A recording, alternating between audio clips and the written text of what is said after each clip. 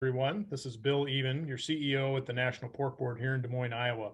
Thanks for joining our March producer webinar, which is going to be focused on business innovation, technology, and marketing. So the next slide, I would introduce you to our speaker today. And our speaker, and we're real pleased to have him, is Professor Mohan Sawhney. He is the Associate Dean of the Kellogg School of Management at Northwestern University in Chicago.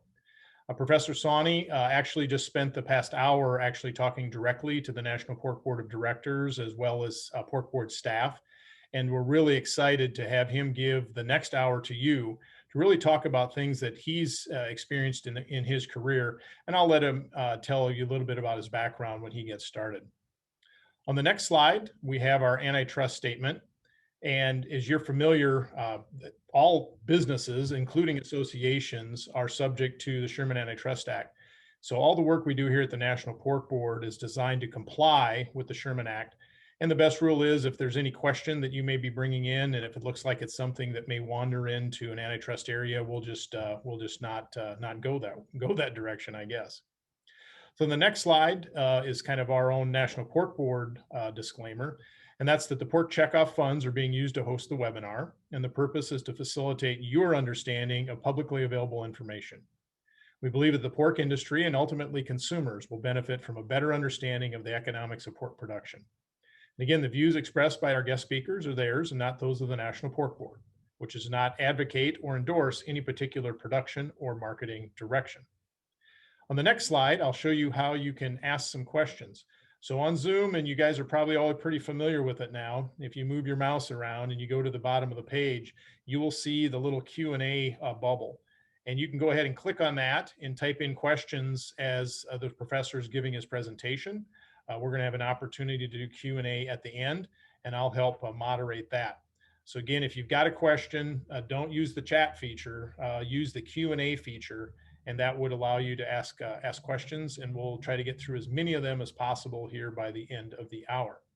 And with that, I'll turn it over to Professor Sawhney, and you can take it away.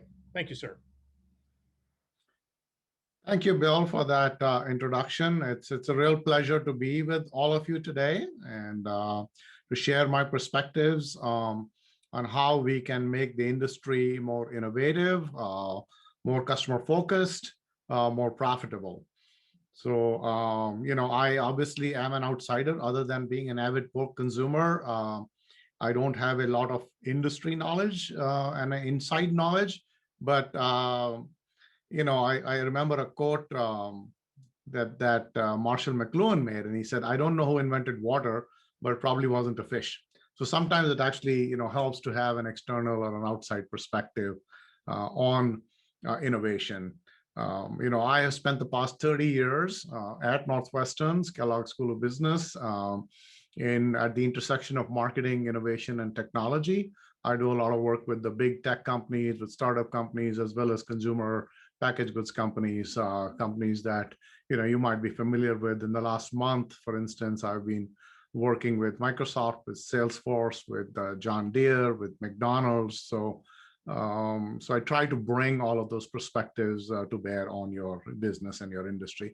So please keep those questions coming. I will not only wait till the end for the Q&A, but if you have questions that are relevant to be discussed at that point in time when I'm in my presentation, I'm happy to take them as they come along. But of course, Bill will also be moderating the Q&A at the end.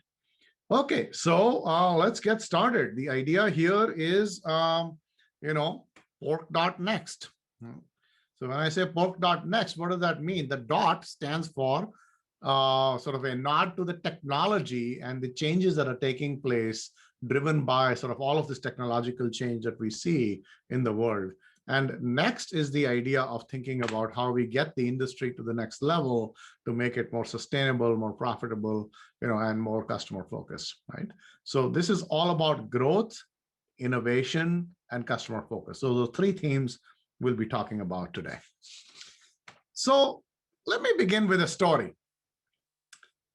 We just spent 2 weeks in Scottsdale, Arizona, where my wife, I, and our daughter and our cat went away to, I took the interpretation of WFA, which is working from anywhere, to mean working from Arizona. So I ended up, we ended up working there, and we went to a really special restaurant for our last evening meal. It's a place called Elements, and it's at the Sanctuary in next to the Camelback Mountain. Look at the view. It's just so spectacular. So this was an absolutely spectacular place, right? So we go to this place for dinner, and we noticed this entree on our as our choice. One of the choices is the double bone Duroc pork chop with some really nice accomplishments. This is what my wife ordered, right? She loves pork chops, and she ordered this pork chop. So why am I telling this story? This actually has a really important bearing on what we want to talk about today. There are three questions that it's worth pondering. One, what made the restaurant and the chef put this pork chop entree on the menu, right? What made them decide that out of the 6 entrees that they were going to feature that evening, pork was going to be one of them, right? Then what made my wife order the pork chop instead of the steak or the fish or the vegetarian options? What motivated her to make that decision? And the other sort of really interesting, sobering thought is, what is the price of a hog that is sold at wholesale relative to the price that we paid for the pork chop entree, which was $46, right? So why are these questions important? Why are these questions relevant? The first question really helps you to understand how you need to increase the presence, the penetration, and the visibility of pork in retail, in quick service establishments. And I'm talking about fresh pork, right? Obviously, the industry does very well in processed pork products as well as, breakfast. But, we did not have processed pork product. We had fresh pork, and we had it at dinner. So those are some, questions to ask. How do we improve our penetration there? How do we improve our sort of salience there, our relevance there? How do we get chefs to actually promote pork? But the second thing is, how do we motivate consumers to make the choice of voting for pork as opposed to, beef or fish or other entrees? So what do we need to understand about consumer behavior, consumer trends, consumer priorities, their views about sustainability, about organic food, about, the environment, and how all of that factors into their choice of entree. And the third thing we need to really think about here from an innovation standpoint is, how do we add more value? How do we move out of a commodity mindset into a value-added product mindset? So I like to joke that, and this is not a joke, this is actually a real statement, that a year ago I walked into Five Guys, which is in our neighborhood. It's a burger place. And as I walk into the Five Guys store, there is a sign that says that the potatoes you're going to eat in the French fries today came from the White Snakes farm in Idaho, in this city. I have a resume for every potato that went in the French fries. So don't I want to know where my pig came from, where my pig was raised? I want to know the name of the pig. I want to know how the hog was raised. So I know because there is this urge or this need that customers, particularly millennial customers, have. They want to know origin. They want to know provenance. They want to know, was the hog raised in an ethical way, in a humane way?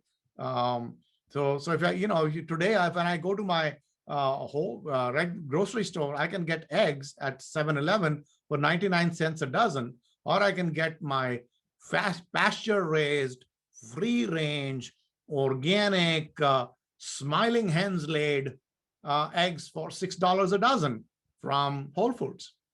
How do we get to that $6 a dozen as opposed to 99 cents? How do we improve our sort of price points, our value added? These are some motivating questions that I'm going to consider as we think about growth, as we think about innovation. So the three themes I want to focus on in terms of sort of profitable and sustainable growth is, let's think about innovation, and think about innovation in all of its grand possibilities, not just limited to thinking about product or thinking about how we improve our efficiency in our operations. There's a lot more to innovation. than though a couple of ways to think about it. As we think about many dimensions of innovation, many ways of growth, we got to be focused and disciplined. We shouldn't pursue growth for growth's sake. We shouldn't pursue indiscriminate growth, because I'm going to share with you this very important idea that not all growth is good. Growth can actually be toxic if you're not careful. So we need to find ways that growth can be profitable, growth can be sustainable, and that means we have to be disciplined. And the third thing that I will talk about is that growth will be sustained, innovation will be sustained, innovation will be meaningful if it is focused on the customer. So we'll talk about the importance of customer centricity and the principles of customer. And by the way, when I say customers here, I mean the end consumer, because obviously your customers, are in the channel, but those are your immediate customers. It's really important for us to understand the end customer, the trends, the preferences, and what motivates them and how they think. So these are the three pillars that I want to talk about. Let's begin with the first, which is the idea of innovation or business innovation. So what is innovation, right? How do we think about innovation more broadly? Then lots of people have lots of ways of thinking about innovation. It's about creating something new. It's about something that hasn't been done before. It's about something that's differentiated, something that's invented. Lots of definitions when you ask people what innovation is. But I have a very simple way of thinking about innovate. By the way, notice that I'm talking about business innovation, not product innovation, not just like one dimension. We're talking about innovation across the entire business. And the simple idea is that business innovation is any initiative that creates new value for customers and for the firm. You need to create value for customers, but you also need to capture some of the value for yourself.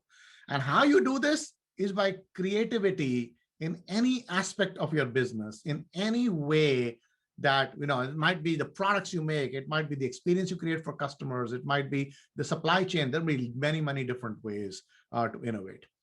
So it's really the idea that innovation is creating new value and not just creating new things. I love to say that innovation is useless until someone will pay for it, right? So you got to be able to, so at the end of the day, it has to create new value. And it is a holistic idea. It's this notion that there are lots of ways that a company can think about innovation. And many of those ways actually don't require any new invention. It is really about combinations, winning combinations and creative rearrangement of the concepts that already exist. To give you an example, let's look at a company like Uber or Airbnb. I mean, they didn't invent Uber didn't invent GPS. They didn't invent cars. They didn't invent, ride sharing. But what they did is they created this marketplace construct that brought new suppliers, new drivers into the market and created a very, very interesting, innovative model by creatively combining several elements of what already existed. Now, they knew that smartphones existed. They knew that, that you could create GPS and you could locate cars. And then it's a matter of creating a supply and demand matching program. Now, this idea goes further. That there was a company I met in India last year, this fellow has created an Uber for doctors. And what happens there is that the doctor has some patients to see, and they might have 2-3 hours free. They turn on the app and they do teleconsultation for telehealth. And then they go back to seeing patients. It's the same idea as Uber, right? So that is the notion that so you can create an Uber for dog sitting. You can create an Uber for cars. You can create an Uber for, for houses. And that's Airbnb. And you can create an Uber for creative work, and that's called, CrowdSpring or 99 Designs or Fiverr. There are lots of ways to think about creatively combining what already exists. So I like to say that innovation, you can borrow from other people. You can creatively borrow, but it's not copy and paste. It's copy, translate, and paste. Translate it to your context, your business. So that is the basic definition of the innovation that we think about. So when you think about the innovation dimensions, this is a framework that I came up with my co-authors almost 15 years ago. It is now a very widely used and well-accepted way of thinking about business innovation. And we call this the innovation radar. So the innovation radar is a metaphor for the idea that just like a radar helps you to understand a landscape, the innovation radar helps you to understand the landscape of innovation. And there are 12 vectors, 12 dimensions, and these are related. By the way, just like a radar has north, south, east, west, this radar has 4 quadrants. Innovation in the what, which is the offerings, innovation in the who, which is customer-focused innovation, innovation in the how, which is operations innovation, and innovation in the who with, and that's partnerships innovation. So embedded within these 4 quadrants are 12 vectors or dimensions, and these are the 12 different ways that a company can innovate. Let's dig into these dimensions. Product innovation, right? This is introducing a new product or new service that is significantly improved, right? So when McDonald's created McGriddles, that's an example of a product innovation. A platform innovation is the idea that you use modular components and processes to create a whole range of new products.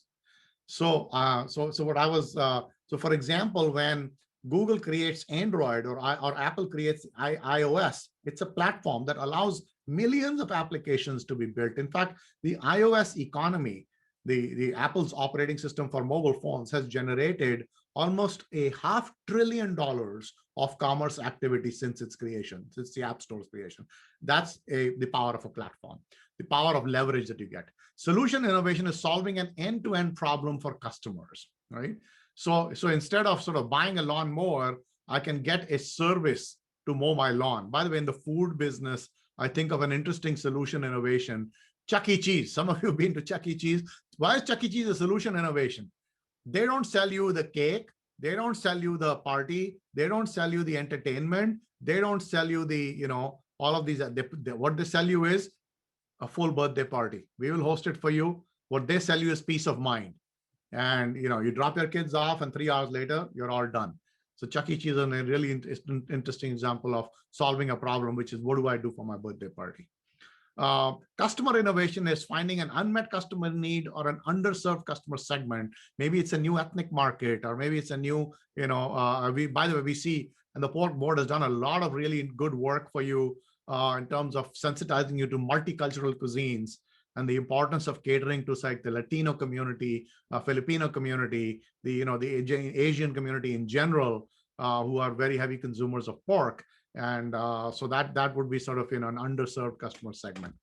Communication innovation is using innovative methods to communicate with customers, to reach customers. By the way, one of the important aspects here is digital marketing, social media marketing, influencer marketing. These are all innovative ways in which to reach customers, because you can reach them in a very, very targeted way, in an addressable way. Experience innovation is innovation in at any touch point, and that you interact with a customer. So, think about what Lexus did when Lexus was introduced almost 30 years ago. They actually not only created a better car, they created a better way to buy a car. The experience of buying a car, of servicing a car, of owning a car was transformed with Lexus. I owned a Lexus in those days, and it was such a phenomenal idea that when you go there, you could wait in a professional office, get your work done, and when the car was serviced, they vacuumed it, they cleaned it, and they put a little red carnation on the dash. What a brilliant, that's experience innovation, right? Ecosystem innovation is innovative partnerships and relationships with suppliers and partners that come together to create a joint offering. So because today, a lot of what we do is partnerships with, complementary providers to get to a market. For example, if you start partnering with chefs, if you start partnering with, organizations that like the Culinary Institute of America to get more pork recipes into the hands of consumers and chefs and restaurants, that would be an example of ecosystem innovation. Channel innovation is a new channel, new route to market, new ways for customers to find and buy your products. I'll share some examples with you as we go along. Right? Supply chain innovation, this, new ways to source inputs and to take offerings to market. Such as reverse auction, or what Alibaba has done in terms of connecting Chinese suppliers with US customers. Process innovation is internal processes, right? You have a lot of internal processes as you manage your farms. So anything that is in that context, whether it's, streamlining your production, streamlining all of the processes of, slaughtering and getting your hogs to market, all of that is process innovation. Value capture innovation is business model innovation. So as you're seeing a lot of innovation in this area because we're seeing new business models like subscription, right? So for example, consider a company like Peloton, whose stock has gone up 500-600% in the last year. And why is Peloton such a valuable company? It's not because they sell you a $2,000 bike. I own one, but it's because the $40 a month of subscription to the streaming content, the exercises that they give you. That is, think about, they have 2 million customers. Each customer pays $40 a month. And these are services that don't involve any physical product, very high margin. So you're generating $80 million a month, which is $1 billion a year and near profit, right? So that is a very interesting value capture innovation. The way you make money on the bike is not from the bike, but from the service. And management innovation is internal management processes, restructuring your organization, improve decision-making approaches. So these are the 12 vectors of innovation. And here are some examples from the food industry. Ecosystem innovation. I was watching a very interesting episode of Chopped, which is one of my favorite shows. And that was the Grill Masters Grand Challenge, $50,000 challenge. Normally the prize in Chopped is $10,000. And what fascinated me was, what were the Grill Masters doing? What were they competing on? A lot of pork, a lot of pork. It was barbecue, right? So what if you partnered with shows like Chopped or Beat Bobby Flay or many others, or DDD, diverse dine-ins and and drives and dine-ins, to make sure that pork gets represented on these. So that's a really interesting partnership, right? Channel innovation. I saw this in our visit to Scottsdale, a cupcake ATM. Really interesting way. Where is my pork sandwich in an ATM, right? Supply chain. This is the idea of doing that I'm working with John Deere on. This is the notion of traceability of crops for farmers, to be able to prove to the end customer, that each grain of wheat that was used in this bread was non-GMO. Similarly, I want to know, what is happening to your hogs all of the way. How were they raised, and what was the practices that were followed? Where did my meat really come from, right? Customer innovation. So this is new segments, new ethnicities. You know that America is becoming more multicultural. Several states like Florida, Texas, and California are already no longer white majority. And these ethnicities, these new cultures that are coming in are more pork friendly than the legacy population. Experience innovation. Since the pandemic, we've been forced to be homebound. And when we're forced to be homebound, but yet we want to cook, but we want to cook in a convenient way. And we actually don't sometimes want to go to the grocery store. Enter a company like Brew Apron, which makes cooking easy, gives you the recipes, gives you the ingredient. By the way, this should not be a steak. It should be a pork chop, right? Think about that. Business model innovation. The idea that I subscribe to my coffee. I subscribe to a lot of things now. I subscribe to my streaming video. I subscribe to my exercise bike. Can I subscribe to pork? Can I get pork as a subscription? And by the way, this is happening. There's a company called Wild Salmon Company, which sends you monthly cuts of salmon. Why can't I get my monthly cuts of pork directly from you? So those are the ideas in business innovation.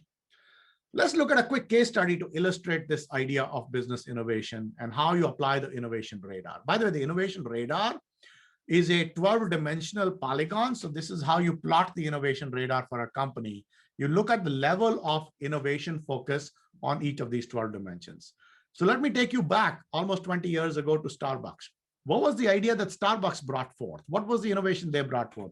It was this. It was experience innovation. Notice that their product was not that innovative. It was not about the coffee. It was about the experience of coffee, right? The idea that, it's the third place. Starbucks is the third place. There's work, there's home, and there's Starbucks. So that was what was innovative. The other thing was channel. They penetrated everywhere. There were 14,000 Starbucks stores. They're in airlines. They are in office buildings. They are in grocery stores. So they are in drive-thrus. So these are the two vectors. Now, what happened by the time Starbucks reached about 2008 was that they were running out of stores to open. There's no more stores that they could open. So one idea that struck them was that a logical place to expand would be this vector, which is to increase the product portfolio, right? To broaden the product portfolio. The old McDonald's idea, do you want fries with that, right? So the notion here is that if we could sell a hot sandwich or a breakfast sandwich to everybody who came in to drink coffee, you would greatly increase your revenues. Do the math. Let's say my coffee is $4 and my sandwich is $6. If I'm able to sell a sandwich to every third customer who drinks coffee, I make an average of $2 incremental per customer.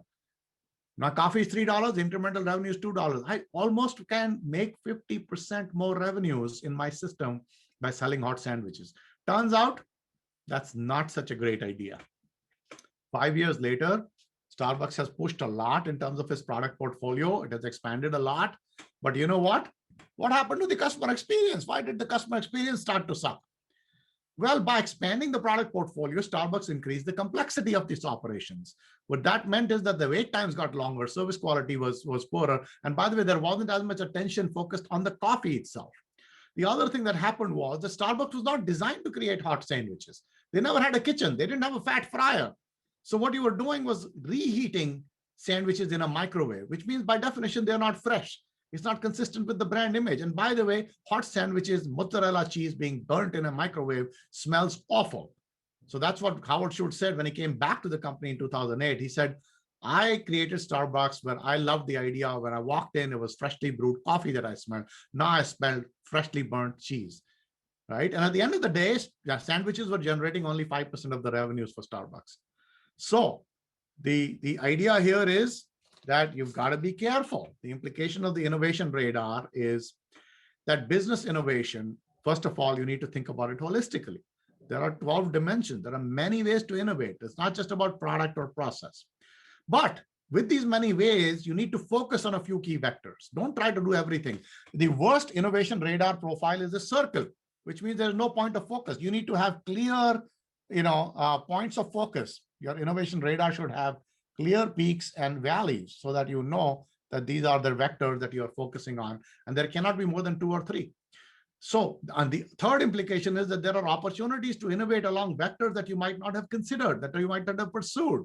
So think about learning from other industries and what are the opportunities we are missing? Are we taking a 360-degree view? Are we missing hidden opportunities? But the final thought is be careful when you switch vectors, because like as Starbucks switch vectors from customer experience to product, moving along one dimension sometimes means moving away from another dimension. So be careful, don't lose your essence, right? So that is the idea. And so I want to leave you with the thought that what are the vectors that we need to think about as pork producers? What are the vectors we haven't thought about? Maybe it's partnerships and ecosystem we haven't thought enough about. Maybe it's the business model. Maybe there's like a subscription idea that we can think about. Maybe it's the customer experience that we can improve, such as giving people easier access to recipes or meal kits. So there are lots of ways.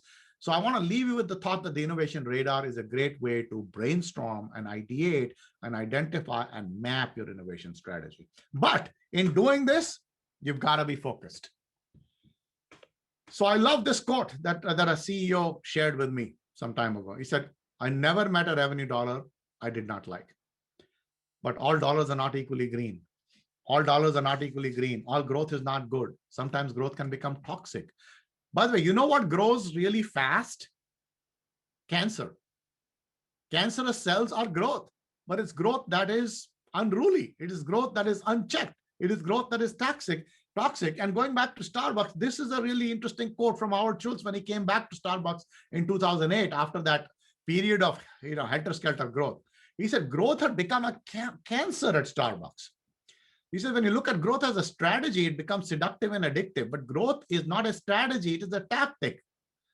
As we return the company to growth, it will be disciplined and profitable growth, a different kind of growth, right? So what is he saying? What he's saying is that growth for growth's sake, growth without discipline is cancerous. So I like to say, folks, that growth is like cholesterol. There's good cholesterol and bad cholesterol. You got to know the difference between the two. And what is the difference between the two? By the way, I'm fast forwarding to 2015. I shared the story of Starbucks from 2008. Let's fast forward to 8 years. You know what happened? The same problem. So as Mark Twain said, history doesn't repeat itself, but it sure does rhyme. So what happened in 2015, as Starbucks was continuing to look for growth, they came up with an interesting idea that maybe, by the way, Starbucks gets 45% of its sales by 10 a.m. But the Starbucks is open till the evening. So they're like, what can we do in the afternoon? What can we do in the evening? So they created this idea of Starbucks evenings, Starbucks evening, which is, small plates and wine that you could sit down and share after work. Sound like a good idea? It's actually bad growth. Why? Just like Starbucks was not designed to do hot sandwiches, Starbucks is not designed to serve wine. A barista is not a sommelier. Wine is not brewed. Wine is not sourced from Colombia or the regions where, coffee comes from. Wine is not, consumed standing up. Wine is not taken to go. In fact, it's illegal to take wine to go. Wine is not drunk alone. Wine is, and by the way, Starbucks does not have the permission as a brand to sell wine to me. So for a lot of reasons, this is a really bad idea, but Starbucks launched it in 500 stores. And a couple of years later, they said, you know what, really bad idea. We're abandoning this. Now, more recently, they've done this. This is the Starbucks Reserve on Michigan Avenue in Chicago. Some of you might have seen this store. It's 50,000 square feet. It's a temple of coffee. This is good growth because this is on brand. This is consistent with the idea of experience innovation that Starbucks originally started out with. So be careful as you search for growth opportunities. Now, the question you might ask is, there are no dumb people at Starbucks. Why do companies do this? Why do companies do this? This is the Samsung Galaxy product line as of a few years ago.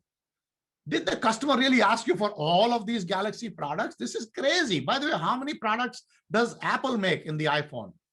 Basically 3, right? Small, medium, large, and you can get in different memory size. Look at the number of products at Samsung. And then what they decided to do was to kill their smartphone line, to drop a third of these products. What happens? Why do companies end up in this situation? They do it because I call it the seduction of more. The seduction of more is the idea that every incremental step makes sense. Every incremental product you launch, every incremental growth initiative makes sense. But when you add it up, you've created a menagerie, you've created a mess, you've created complexity. This happens sometimes because investors are clamoring for you to deliver results, and lenders are clamoring for you to make the numbers, and making the numbers mean you start to get into toxic and growth that is not sustainable. You might do promotions, you might overinvest in your product demand capacity without creating the appropriate infrastructure to service the demand. And by the way, in the case of Samsung, organizational silos resulted in many products, because you have a product manager in India, a product manager in Indonesia, your product manager in Singapore. They're all creating products for their market, not realizing that the same product, very similar product, exists in other countries. So that is the seduction of more. And against that, I want to advise you to pursue the wisdom of less. The wisdom of less. We wrote an article some years ago where Procter & Gamble had announced that they were going to kill 300 out of their 400 brands, get rid of them, only focus on 80 brands. And we liked this idea. We wrote this article in Fortune, which said that how Procter & Gamble can grow by shrinking. By the way, shrinking doesn't mean shrinking sales. It means narrowing your focus, making sure that you're only focused on a few brands that really matter. And nowhere have I better seen illustrated the power of focus in the food industry than at Chick-fil-A. Look at the chicken sandwich war. You all know, you've probably been following this as consumers, that Popeye in 2019 set off chicken wars by creating this crispy chicken sandwich. There was it went viral on social media. It was sort of like all over the place. But here's what happened later. Popeyes goes back, and who wins? Chick-fil-A. 45% market share of sandwiches, of chicken sandwiches. By the way, meanwhile, on another planet, there is this company called KFC. Guess what KFC stands for? Kentucky Fried Chicken. But in their infinite wisdom, they decided a few years ago that we don't like this idea of fried chicken. We're going to call ourselves KFC. So we're walking away from chicken because we want to do all these other things too. This is KFC's market share, folks, in the chicken sandwich business. They don't even exist. They're a blip. Look at how impressive Chick-fil-A is. The average Chick-fil-A franchise generates 6.5 million in revenues, which is more than double of a McDonald's, which is one of the most successful franchises. In 2019, Chick-fil-A generated 12 billion in revenues, which increased 21% from 2018. And I can guarantee you that 2020 numbers, which haven't come out yet, will be even better because of the pandemic, right? And their revenues were up 26%. Their profits were up 54%. Now, what is really impressive to me is I did not know this until I was putting together this presentation. Chick-fil-A is the number 3 quick service franchise in the country after McDonald's and Starbucks. And you know what? They do this with only 2,600 restaurants as opposed to more than 14,000 for their competitors. And you know what? To boot, they are closed on Sunday. Now, don't you think that somebody at Chick-fil-A said, you know what, let's do beef fillet, let's do pork fillet, let's do, Beyond Meat. There's a whole trend about Beyond Meat. No, it's all about chicken. And therefore, you know what their value proposition is? Eat more chicken. It's very simple, it's very powerful, and the results show for itself. So what that means is that as you think about your strategy, you have to focus. You have to focus to choose a few key dimensions. This is the idea of once you've identified the dimension of the innovation radar, you then need to narrow your focus and relentlessly align your resources and efforts against those chosen areas, right? So there are many different strategy lenses that you can choose for focus. We talked about this in the innovation radar, right? The who, which is the customers and partners you work with, the what, the products and brands that you offer, the where, how you go to market, and the how, which is your processes and operations. So these are all different lenses that you can use, and different companies focus on different lenses. Salesforce focused on the lens of channel, how software is sold. It's sold as a subscription over a network. It is not software that is downloaded and sold on premise. Version focuses on brand as their growth vector because they may be in 300 businesses, but it's all about the brand. Enterprise focuses on a customer segment. They don't focus on rentals at airports. They don't focus on travel and leisure. They focus on replacement cars. When your car is broken or your car is being repaired, you have no choice but to go to an enterprise. That is why they have 7,200 locations in neighborhoods, right? And if your car is in a fender bender and you're with Allstate or State Farm, you're guaranteed to get an enterprise car rental, 80% market share in that space, right? Walgreens focuses on a product category. It's all about the pharmacy. Uber focuses geographically. They have expanded using geography as a lens there in 100 countries. So you've got to pick a few lenses, and then you got to really distort the resources against these priorities. This is the idea we call resource distortion. So 80% of your resources should be focused on 20% of your initiatives. And what do we mean by resources here? Capital, talent, but most importantly, your time, your attention as management leaders. So you've got to put your money where your mouth is. You got to put your resources where your priorities are. And the way to prioritize these initiatives, there's a model that I want to share with you, a very simple idea. It's called the 3M model. 3M's model, it's not 3M. And this is the idea of momentum, which means, are we getting traction in this market? Are we getting traction in this space? Margins, is it profitable? Is it viable? And materiality, is it big enough? Can it be big enough? So this is the 3M framework: momentum, margin, materiality. This will help you to prioritize your growth initiatives. So here's an example. Let's look at Uber and where would they grow? Let's look at 3 opportunities: Uber Freight, autonomous cars, driverless cars, and Uber Eats. So when you look at these momentum, margin, and materiality, you realize that in Uber Freight, it seems like a logical business for Uber, right? Uber does cars, maybe it does people, it can do cargo. It's not that simple. The cargo customers are completely different. The providers are different, the riders are different, and the drivers are different. The marketplace is different. And Uber has really no presence here. They were not able to get even 2 or 3% market share in a $150 billion market. So they had to abandon this business. Similarly, advanced technologies. Well, if we can get rid of the drivers, we can make a lot more money instead of only 25%. Turns out it's not easy to build a driverless car, and Uber is not in the driverless car business. And it was never going to be material for them because it's going to take 10 years to happen. They just got rid of this business. Uber Eats, great idea because it's logical. And by the way, it's counter-cyclical. As Uber's core business went down in the pandemic, 70% of the revenues are coming from Uber Eats now. So be careful as you look at growth opportunities, prioritize them and on these 3M framework, right? The final idea I wanted to share with you is the focus on the customer, because our innovation and growth is only viable, only useful if you keep your customer at the center. So what does it mean to keep the customer at the center?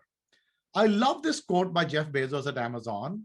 And he said, there are many ways to center a business. You can be competitor focused, you can be product focused, you can be technology focused, and so on. But he says the really beautiful idea of being customer-centric is that customers are always dissatisfied. They're always beautifully, wonderfully dissatisfied, even when they report that all is good and business is great. They don't know it, but they want something better. So if you keep innovating based on that customer at the center, you will never go wrong. And at Amazon, by the way, they never talk about competition. I've been in meetings with Amazon. They never refer to competition. They only care about the customer. So caring about the customer requires you to think about 3 core principles: the culture, the brand promise, and the execution, which is the customer experience. So let's look at, these three ideas: customer-centric culture, the clearly defined brand promise, and flawless execution. So culture, it starts with culture. By the way, customer centricity starts with the idea that the customer experience is the core driver of all of our action. By the way, here, our customer experience can be your immediate customer, which may be a distribution channel partner, or the end customer. But I would really think about, it's your responsibility to also think about those end customers and that customer experience. And the customer viewpoint becomes the North Star. By the way, at Amazon, they used to leave a chair empty in their meetings. That was the customer's chair. And they would always ask, is the decision we've taken right for the customer? Always keep the customer at the center. And there is the other idea, which is that you're always wanting to understand more about the consumer, about this. There's a curiosity to develop a deeper understanding of customers, to gain insights, to understand customer pain points, to understand how your customer behavior is changing, what their motivations are, what their behaviors are, and what are the opportunities for innovation. And customer centricity is not something that you do at the middle management level. It has to be driven from the top. And this is what has happened at Microsoft. I have worked continuously with Microsoft for 20 years, and I've been witness to their transformation over the past 6-7 years.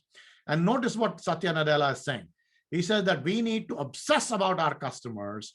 And there is no way to do this unless we have deeper insight and empathy on what they need. We need to learn with a beginner's mind. I love this idea of beginner's mind, which means never assume that you have all the answers. By the way, a lot of what we knew about customer behavior in the food business has changed in the last year with the pandemic. All our assumptions have gone out the window. So you're never done with customer insight. You're never done with customer understanding. Customers are constantly changing. They're constantly evolving. And therefore, your desire to learn, to understand your customers should be constant.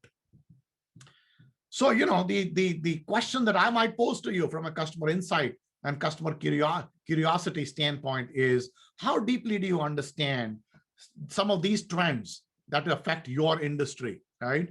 By the way, I've just identified a bunch of trends that I think are relevant for the pork industry.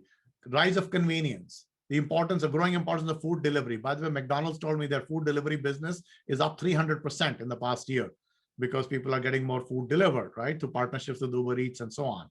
Sustainability, so the need, the sort of urge for thinking about the origin of your food, the organic and sort of pesticide-free and hormone-free.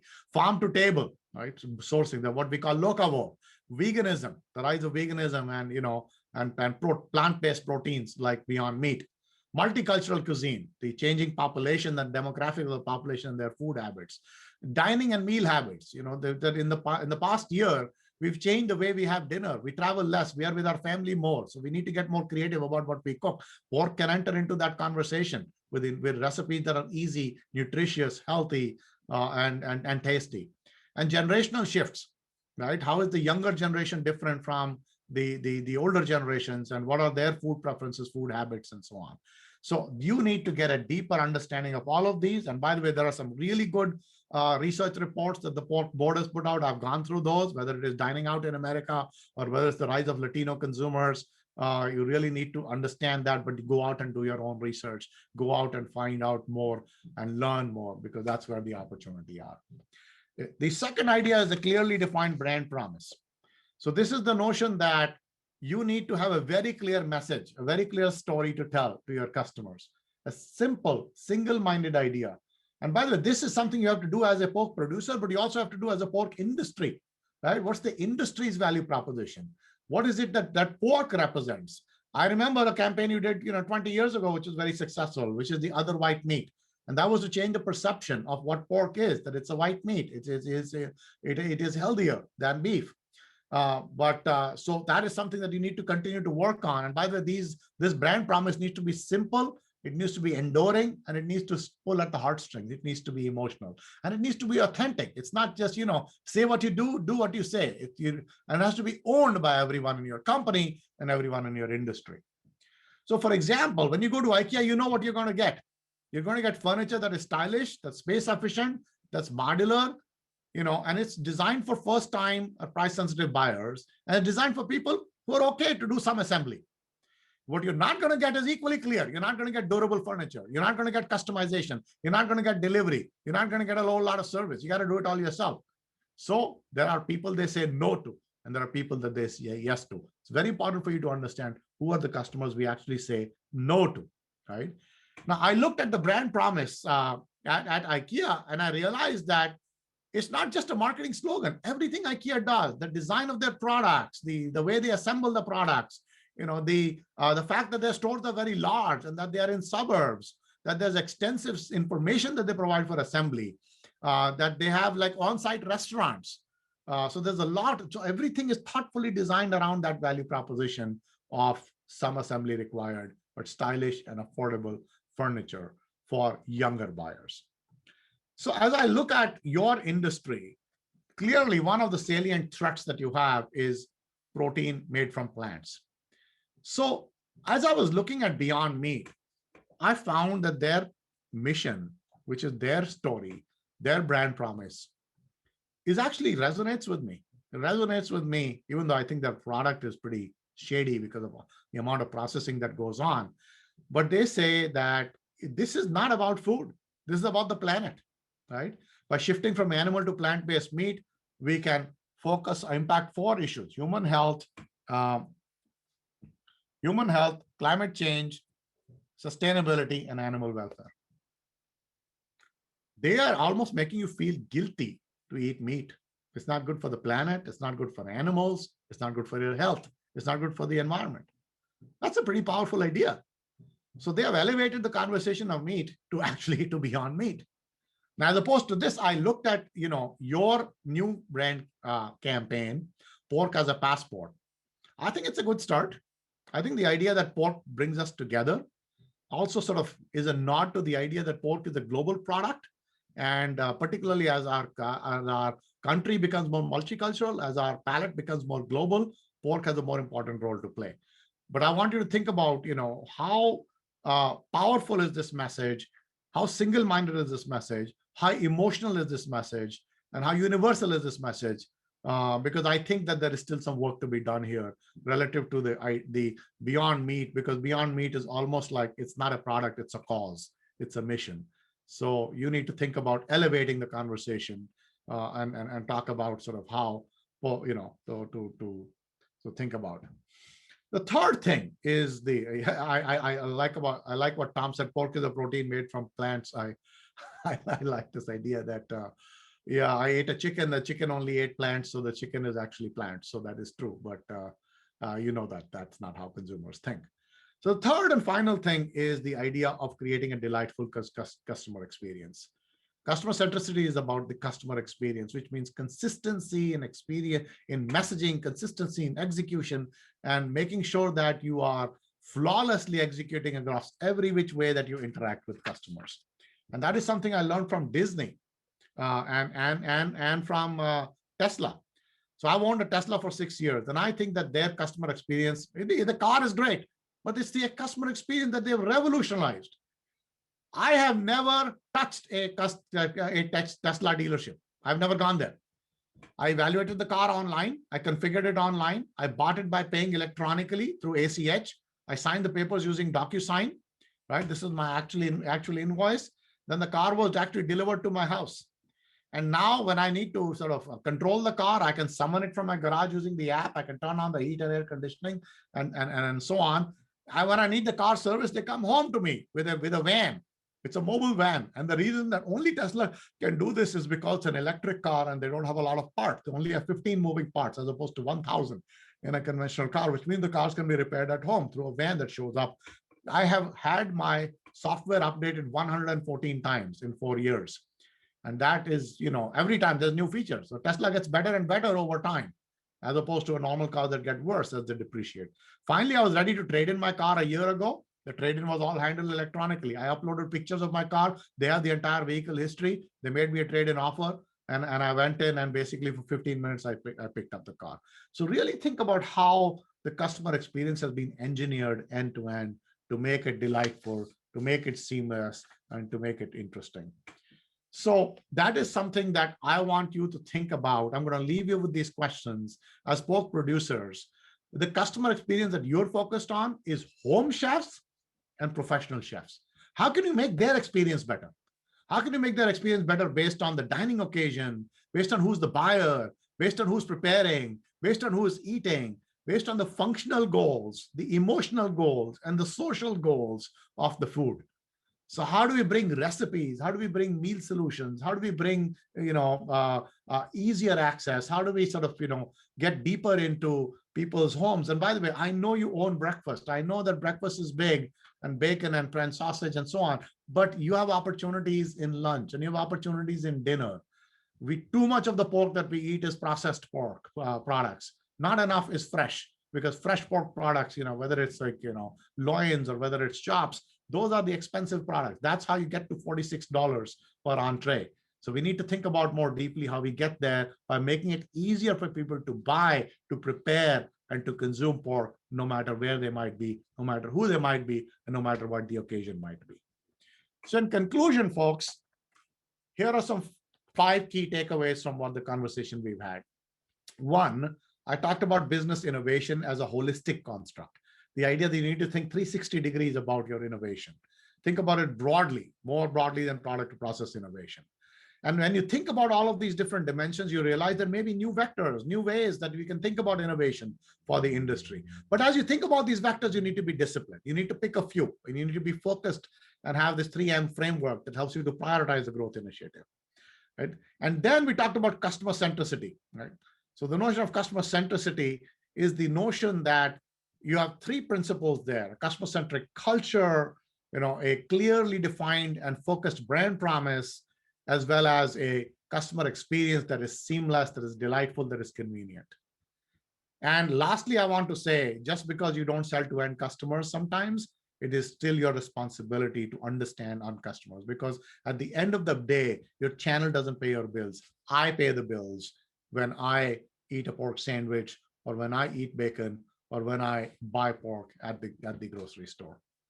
So that is a very quick view of what is innovation, what is growth, and how can we pursue it in a way that's more sustainable, that's more profitable. We have about 10 minutes for questions.